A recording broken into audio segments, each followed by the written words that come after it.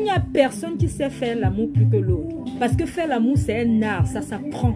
Bienvenue sur ma page. Je suis contente de vous voir tous.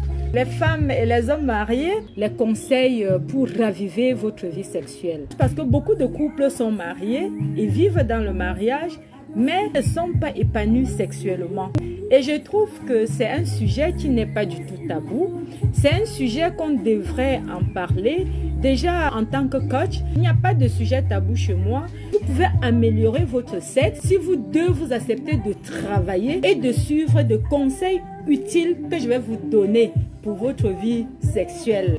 Beaucoup pensent qu'avoir une vie sexuelle, améliorer, c'est très dur. C'est pas aussi dur que vous le pensez. Chacun de nous peut décider d'améliorer sa vie de couple.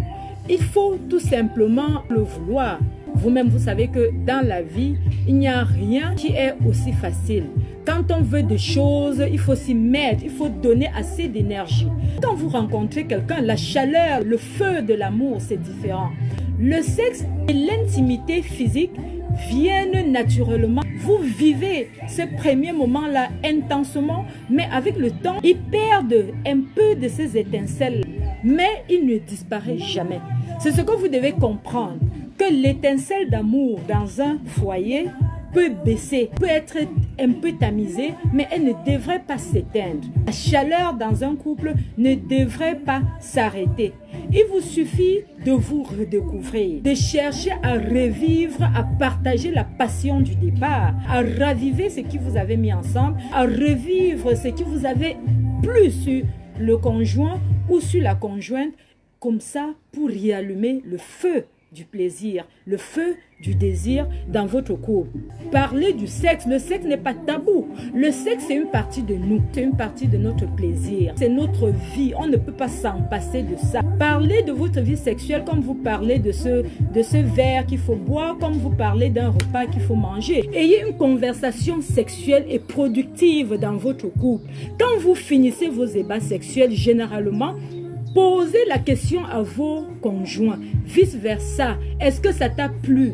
Essayez de revoir le film de ce qui s'est passé. Même si ça a duré seulement 2 minutes, parlez de ce qui s'est passé en 2 minutes avec le conjoint. Demandez ce qu'il a aimé, ce qu'il n'a pas aimé. Comme ça, ça va vous permettre, vous deux, de savoir quoi améliorer prochainement.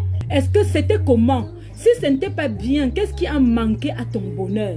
Qu'est-ce qui a manqué à ton plaisir? Si tu n'as pas eu d'orgasme, qu'est-ce qui se passait? Cherchez à découvrir vos corps. C'est l'un des conseils les plus simples pour une meilleure relation. Il faut être honnête, de dire à ton gars que, mais gars, aujourd'hui là, tu étais trop rapide, hein? Il faut aussi être capable en tant que femme de dire, Mister, aujourd'hui tu étais très fort, tu étais très bon, j'ai aimé. Ça, c'est encourageant. Ce n'est pas l'homme qui va dire c'est bon. Même toi, la femme, tu peux dire merci à ton mari. Il y a des jours où toi, tu prends ton gars. Le gars, tu as comme impression que le gars a été remoulé. Comme si le gars a été façonné quelque part. C'est comme si tu le découvres.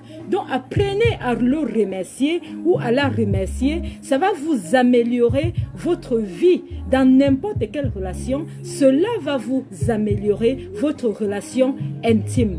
Les personnes qui expriment leurs besoins sans gêne. Il faut pouvoir aussi dire à ton mari que voilà, j'aimerais que tu me touches les seins.